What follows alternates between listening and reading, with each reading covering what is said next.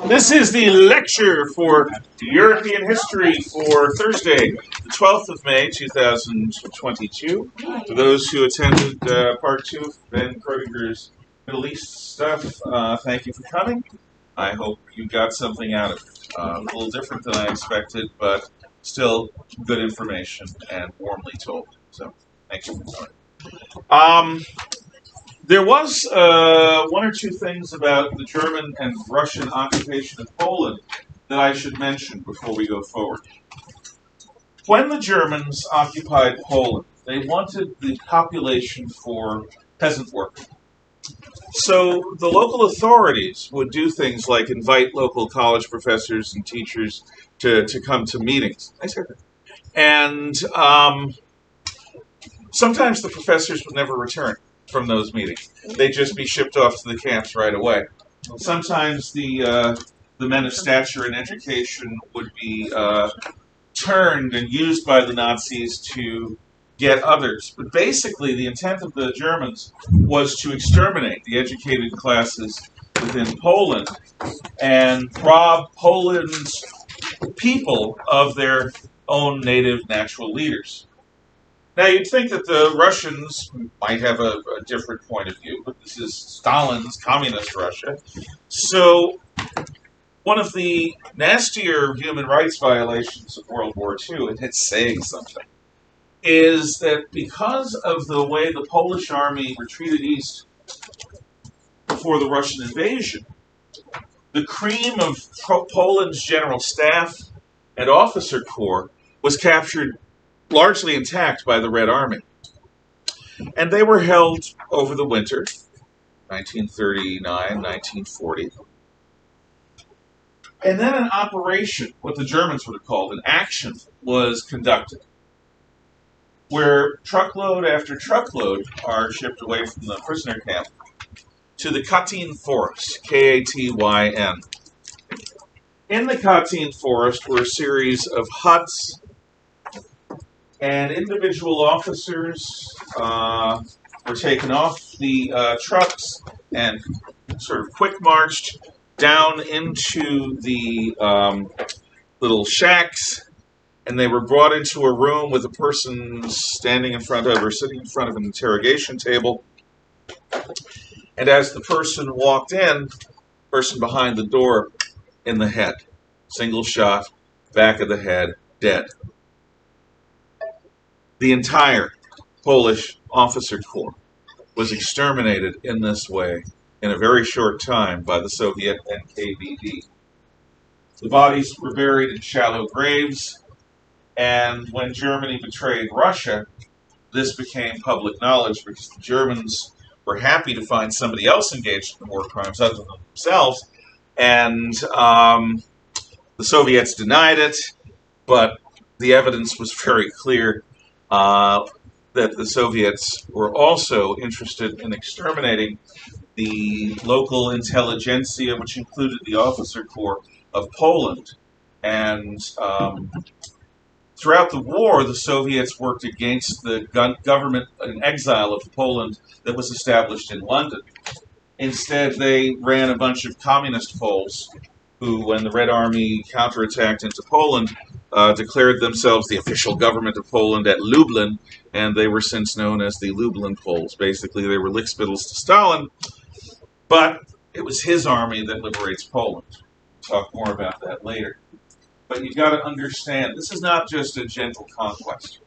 Poland loses more people than any other country in Europe in World War II. Poland is the site of the death camps, and it's the site of many of the labor and concentration camps, but the Polish population is systematically carved on by both the National Socialist Germans and the Communist Russians. We're talking plague level reduction in population, which wars, even World War II, doesn't really do. Okay. Churchill is now Prime Minister of Great Britain. And France is in the process of falling. And Churchill's fellow conservatives are still at this point more loyal to Chamberlain than to him. Chamberlain, even though he's been driven out of power, still controls the machine that is the Britain's Conservative Party at that time. And with the fall of France comes the opportunity to make peace with Hitler. An opportunity that Chamberlain would have snapped up just like that. Britain keeps its navy, it keeps its empire, it keeps its dignity. It becomes a junior partner to Germany and Europe, but it keeps all the other things. Chamberlain would have gone for that in a hot minute. With the British Army fleeing the Germans, there's a question of, can we even continue the war? We have a navy, we have an air force, but without an army, is it even possible? With Operation Dynamo, the small boats going from all over the English coast to Dunkirk to pull people off, and its surprising success, Churchill digs in.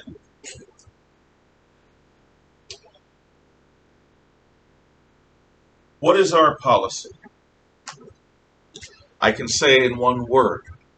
Our policy is to make war. To make war by land, by sea, by air. What is our aim? I can also say so in one word. Our aim is victory. Victory at all costs. Victory in spite of all terrors.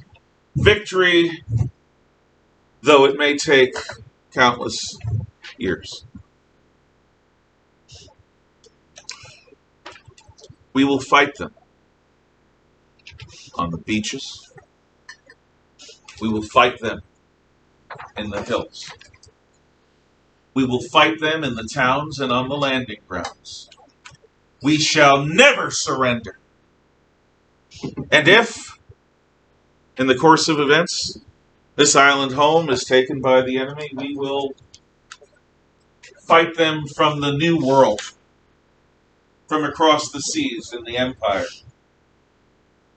until one day the new world shall come to redeem the old. This is not Chamberlain. This is a man who is insistent on war.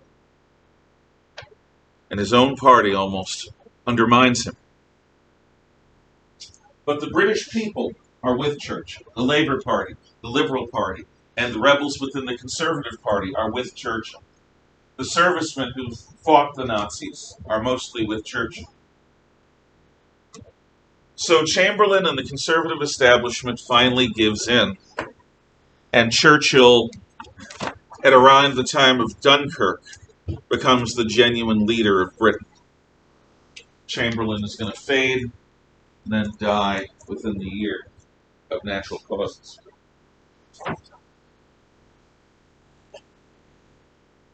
Now, during the attack at Dunkirk, in fact, during the entire Battle of France, the Germans are punishing the Allies from the air. And Britain has the only fighter in the West that can stand up to the Germans. The German fighter is the Messerschmitt Bf 109. It's like a tiger shark. It's fast, it's maneuverable, it's heavily armed, it's got a big cannon, shoots through the propeller. It's got machine guns on the wings. Highly maneuverable, fuel injected. The British have the Supermarine Spitfire. Spitfire has gull-like wings, more maneuverable than the Messerschmitt. Slightly slower in level flight, but it can turn faster. British fighter is armed with 8 light machine guns in the wings, and it has a carburetor, which means that if the plane engages in too violent a maneuver, they can stall their engines. Still, the Spitfire is a beautiful aircraft. So is the Messerschmitt, although the Messerschmitt is more brutal. And the British only send a few of their fighters into action, like to save the French and to protect the beaches over Dunkirk. In fact, many of the soldiers at Dunkirk are resentful of the Royal Air Force for staying out of the fight. but this is going to be key.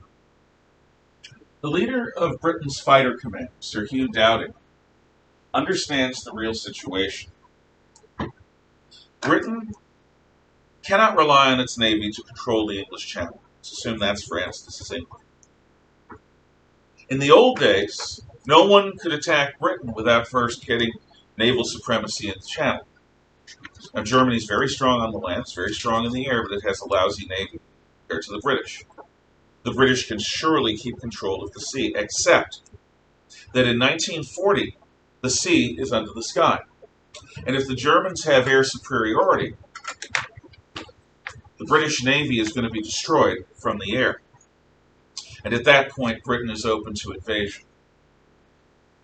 So, the only hope for Britain to survive if France falls is Royal Air Force Fighter Command, the RAF Fighter Command.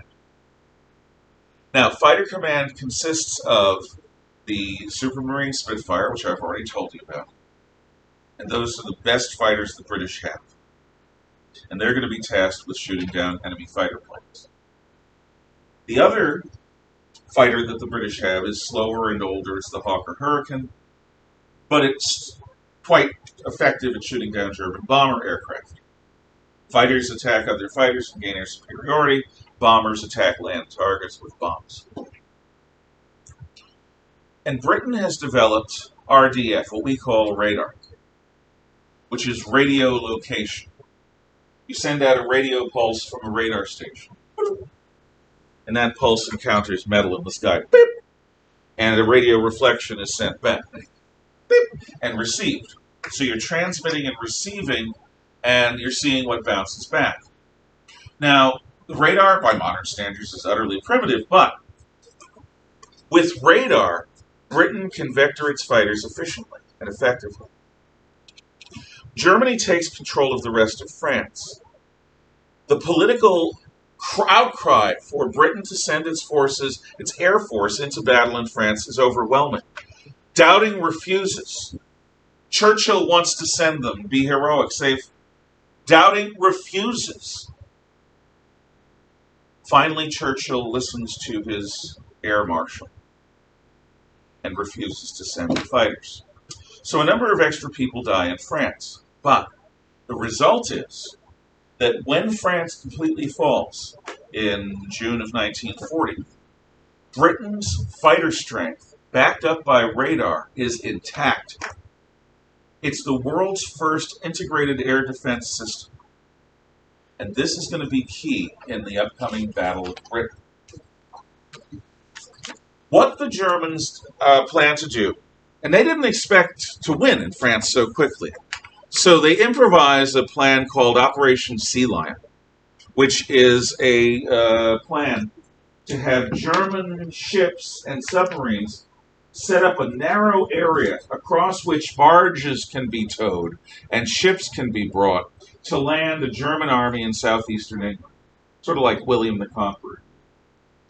And the plan, Operation Sea Lion, depends upon having air superiority. If the British control the skies over England, it won't work. Even so, it's a risky plan. The English Channel is not a nice piece of water. It's got very bad weather. It's got very strong currents. It's not easy to cross with an army, which is one of the things that's kept England independent for all these centuries. So Germany needs to take control of the air. Air Marshal Goering says, yes, we can do that. But what Goering expects to do is what he's done in Poland and France and Denmark and Norway and elsewhere. Everyone knows that to defend your airspace, you have to fly your fighters on patrol. These standing patrols of fighter aircraft cost fuel, they cause wear and tear on the machines, but you're in the air when an enemy formation of planes comes within your eyesight, and you can tangle with them. So, Goering's approach to seizing air superiority is to tweak the standing patrols of their enemy, causing them to send up more and more and more patrols. wearing out their Air Force. But further, the expectation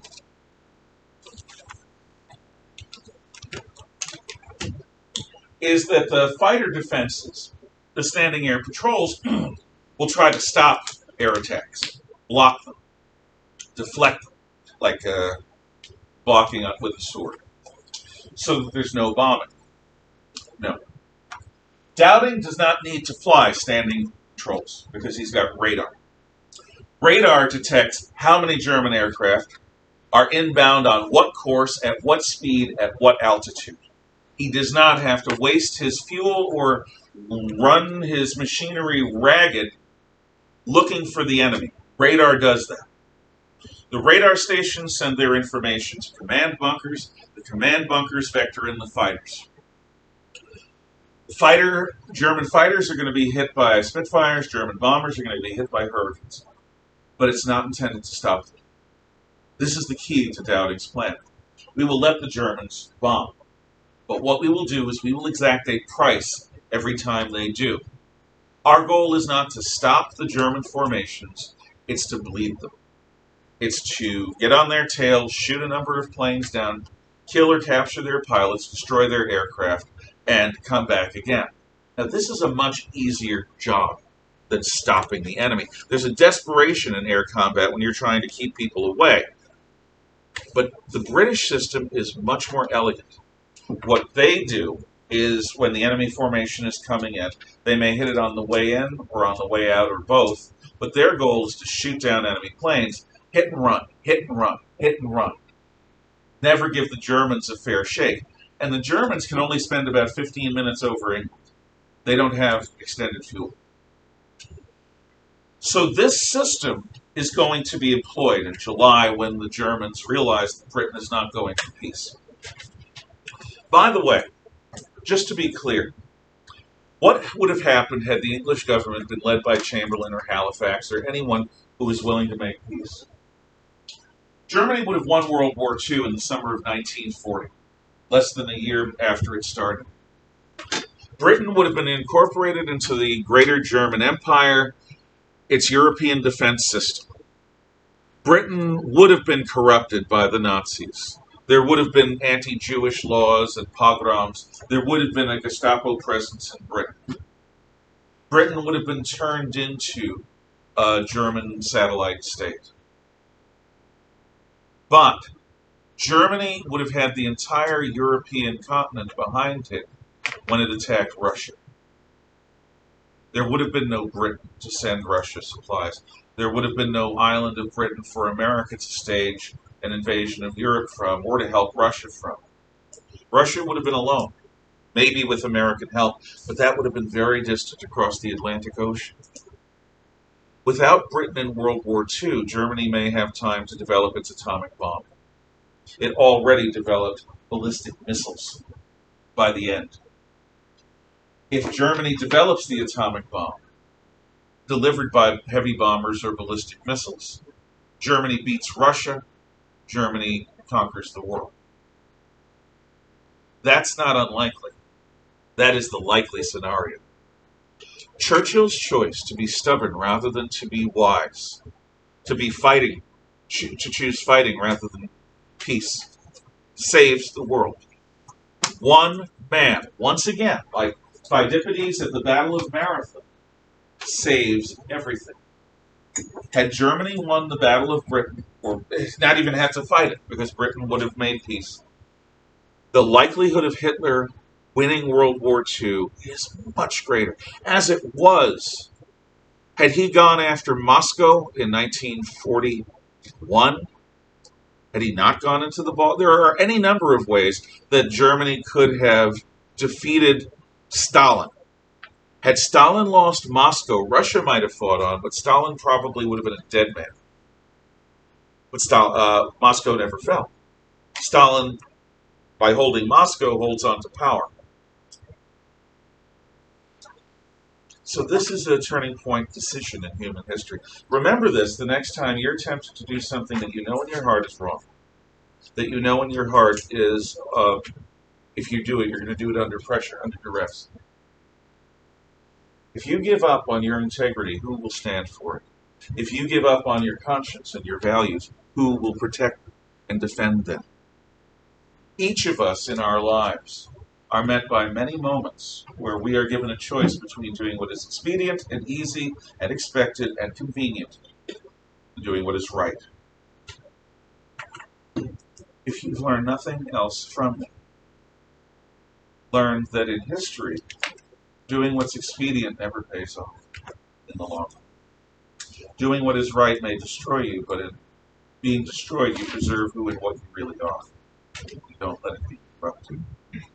In any event, Churchill doesn't surrender, and Britain is, in July of 1940, ready to stand up to the Luftwaffe. So the Germans begin attacking shipping in the English Channel. The British don't come out to take the bait and defend their ships. In early August, there's going to be an Eagle attack. And, an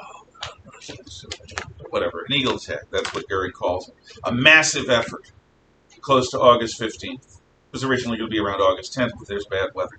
And the Germans come in majorly, with all of their fleets from northwestern France and from northeastern France and from Norway.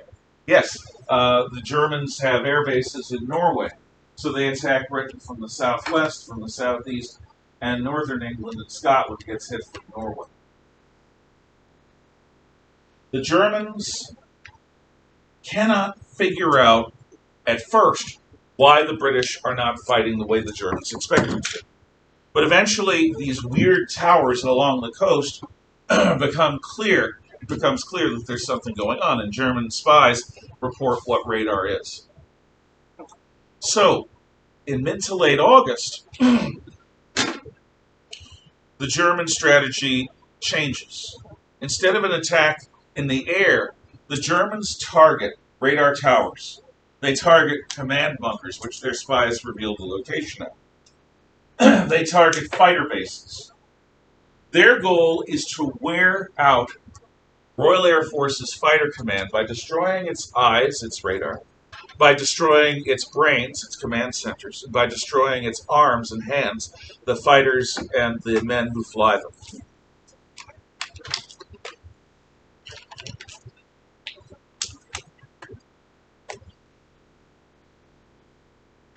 By early September, this almost works. Britain's fighter pilots are flying 3, 4, 5, 6, 7, 8, times more than 8 combat sorties a day in the height of the battle. Now, think about what it takes to strap yourself into a fighter aircraft. It's not an easy craft to fly, by the way, and to take off into battle more than once a day. Air combat is like nothing else. You're in command of a magnificent machine, and you've got to spot the enemy, and you've got to maneuver, and you've got gravity forces pulling on you, and you never know where an enemy might be because you have limited visibility. You can try to turn and avoid the enemy, but the enemy has tactics and has a plane almost as good as yours, or better than yours in certain ways. For a British plane to shoot down a German plane, they've got to get their light machine guns on target for a few seconds, whereas a German cannon can knock out a British fighter in a single shot. The pilots all know guys that have a special kind of wound. Their faces and heads are burned except for right around the nose and mouth, where their oxygen mask keeps them from getting burned. You begin to see men with weirdly immobile faces. As you have early cosmetic surgery, what they do is they take flesh from the back and graft it onto the face and do facial reconstruction surgery. But it doesn't quite look human. These are your friends. Psychologically, they're not the same. Physically, they look like zombies. And this could happen to you at any time. And yet, you've got to go and go and go. The system is beginning to break down. The Germans are getting close to winning the battle. And then one of those divine interventions, those accidents of history happens. A German bomber crew has a navigation error. It accidentally drops its load of bombs on London.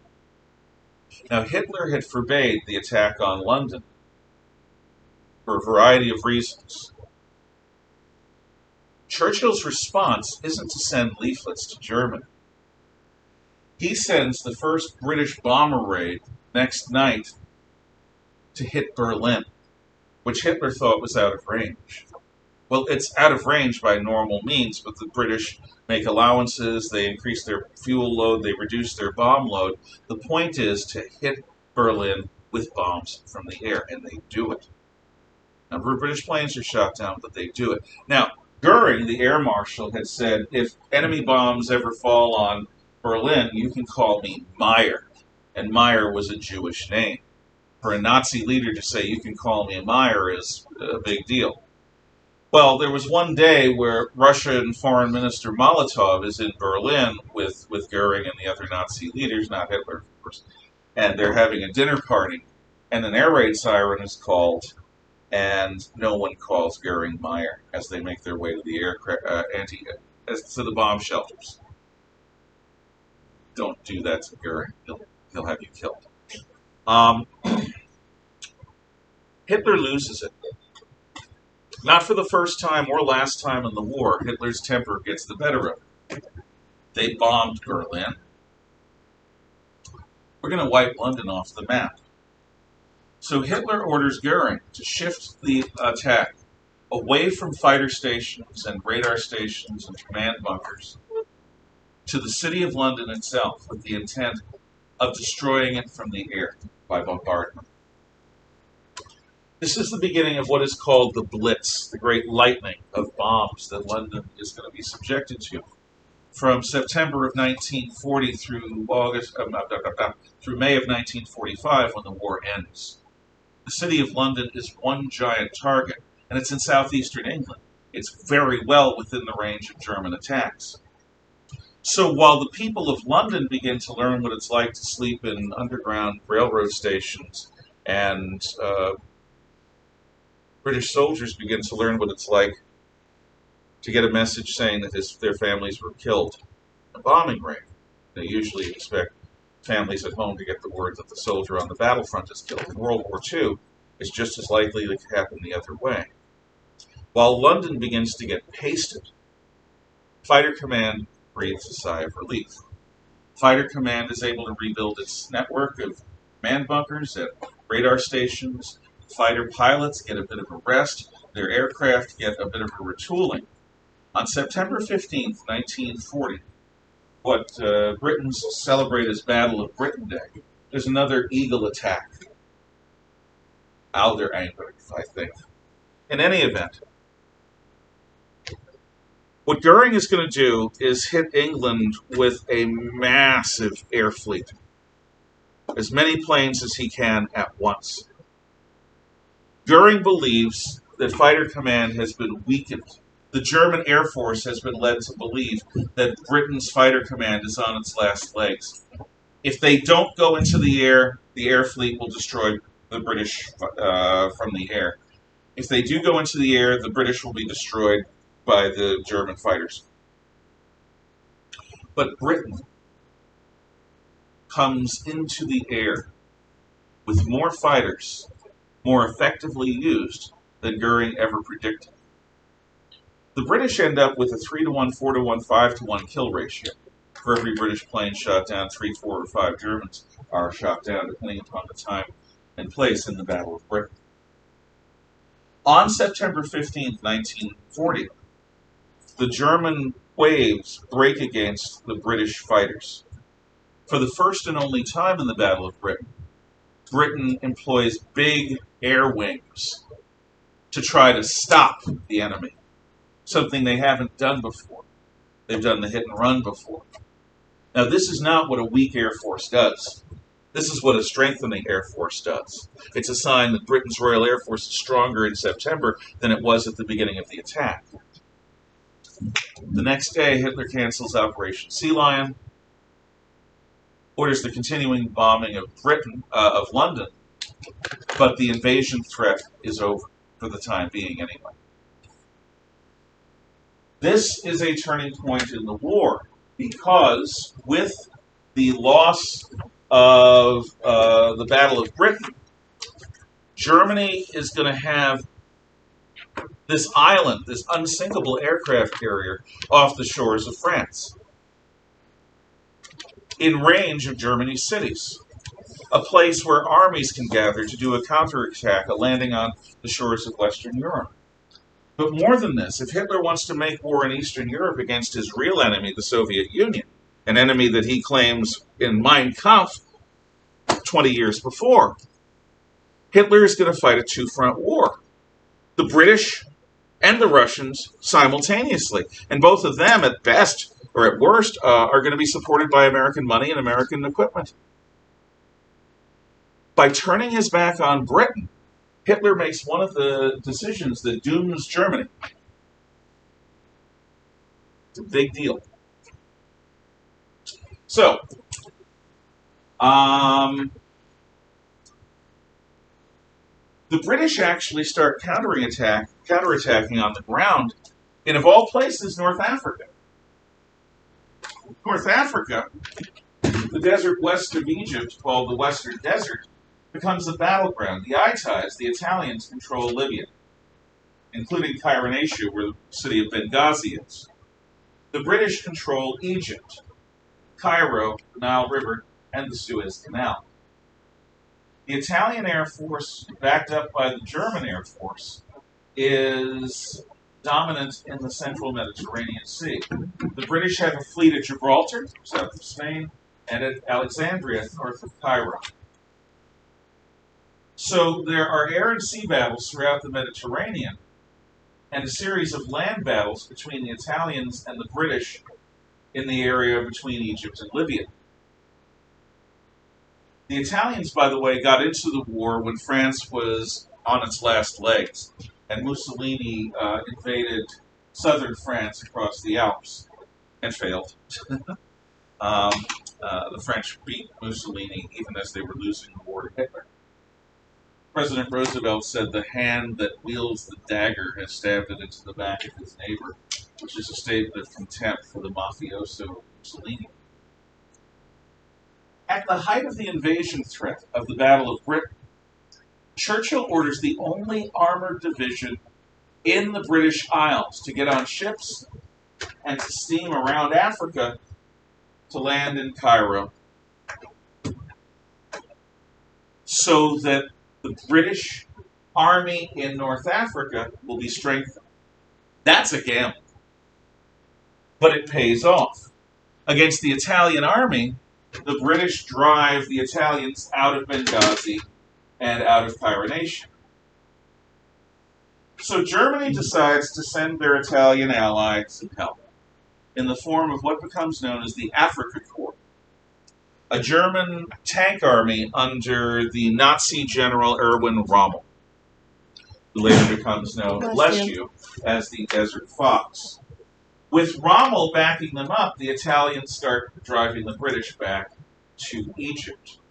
And this is going to be a seesaw battle in North Africa, 1940 through 1943. Now we come to a very important moment. In the late winter and early spring of 1941, Hitler's armies have rested and replenished after conquering France, Luxembourg, Belgium, Holland, Denmark, Norway, and Poland. They're ready for the next step, and what everyone expects is the next step is going to be an invasion of England. Hitler calls his generals together at Zossen, the German General Staff headquarters south of Berlin, and he explains his plan. Generals and field marshals, we are in a war of civilizations with the degenerate subhuman Slavs of Soviet Russia. That will be our goal this year, to conquer Russia. Now, I know that in Poland and in France, a number of army officers got in the way of my SS, when they were engaged in cleansing the societies we conquered of Jews, of socialists, of communists, of homosexuals, of Jehovah's Witnesses, of gypsies, and of other enemies of the folk. And in those campaigns, we were fighting against civilized Westerners. But now we are going after the heart of Jewry and the heart of Bolshevism in the world. Understand, before World War II, the majority of the world's Jews lived in the Russian Pale of settlement. Jewish Pale of settlement, should I say, in what is now the Ukraine, White Russia, Eastern Poland, and South Russia. The Jewish Pale of settlement, not America, not Israel, not anywhere else, is where most of the world's Jews were. And it's also obviously ruled by Stalin and the communists. In this war of civilization, my political soldiers will play a leading role. And if you even inconvenience them, you'll be gone.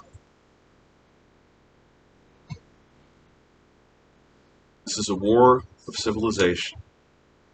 Any commissars that are captured will be immediately killed after being interrogated. Any Jews that are captured will immediately be given over to the SS. He lists a number of other targets. This is a war without pity. This is a war without mercy. This will not be a war fought with civilized rules.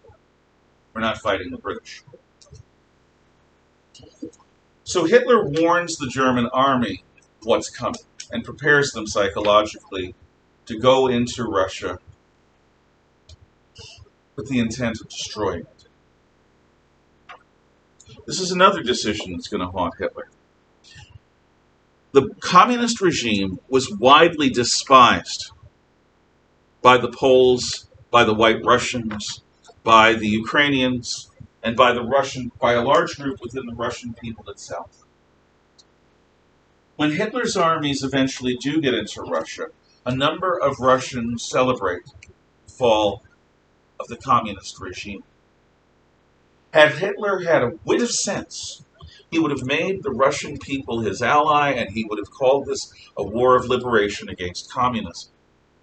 Thank God he didn't. He treated the Russians, even those who wanted to serve him, even those who wanted to fight for him against communism, like subhumans. That is going to alienate a lot of people really fast, and it does. But before all this happens, Hitler was planning on invading in mid to late spring.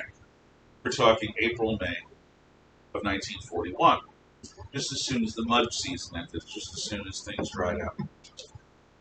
However, there's a revolution in Belgrade, Yugoslavia. A government that was reasonably pro-Nazi is overthrown by a democratic movement that is pro-British, pro-Yugoslav, and anti-Nazi. A number of shots are fired, a number of people are killed. Again, Hitler's temper is piqued. Instead of attacking Russia on schedule, he delays that.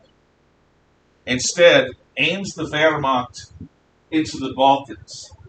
In just a few weeks, he initially conquers Yugoslavia, Bulgaria joins Germany, Romania joins Germany, Hungary joins Germany, and even Greece gets conquered, as well as Albania. Albania had been in the hands of the Italians. In fact, the British try to fight the Germans in Greece, retreat to the island of Crete, and then the Germans use their airborne army of parachute troops to capture the island of Crete, right out from under the eyes of the British. It's a humiliating defeat. Churchill's government almost falls. So Germany captures southeastern Europe, lickety-split, very quickly. Now, there will be a guerrilla campaign throughout the Balkans, especially in Yugoslavia. The partisan forces, guided by London and Moscow, will become a major thorn in Germany's side. But, for now, Balkans are pacified. Here's why it's a major cause of Hitler's defeat. On June the 21st, 1941, Stalin is in his bed. Stalin has been hearing for the last month from British intelligence that Germany is going to attack. Stalin has heard from his own military intelligence that German planes are overflying Russian positions, flying deep into Russia. No way these are navigation errors, they're scoutings. That Germany has been moving massive numbers of troops and resources right up to the border with the Russians. Stalin says this is the work of British agents trying to sow discord between me and my ally. If you bring this information to me, I'm probably going to throw you in a gulag because you're a warmongering traitor who's trying to create a war between me and Hitler. Stalin insists that all of the trains filled with minerals and grain that are meant for Germany go into Germany right up until the time the Germans attack. Why? Because Stalin and Hitler, while they seem to be similar, they're both shortish men with mustaches and god complexes. But Hitler sees himself as an artiste. He's always the painter, the architect, the designer. He has moves. He has this beautiful home on a cliff at Berchtesgaden in southern Germany. Hitler does not work hard. Hitler plays his subordinates off against one another. And Hitler believes that his intuition is his genius. So he'll do things from the gut rather than from the head. Stalin's not like this at all. Stalin's a worker bee. Stalin works harder than anyone else in the Communist Party of the Soviet Union. Stalin gets very little sleep. He works through the night. He is a master of detail. That's how he got to become leader of the Soviet Union. That's how he's retained power, because he works harder than anyone else, and he therefore is able to master situations with detail that his subordinates don't even have. Stalin cannot imagine ever doing what Hitler's about to do. Attacking Russia, which is a continental power. Germany is just becoming a continental power and has conquered much of Europe, but not all of it yet. Stalin cannot imagine in his wildest dreams a German leader with any sense, and Hitler seems to have sense, attacking Russia while Britain is still in the fight.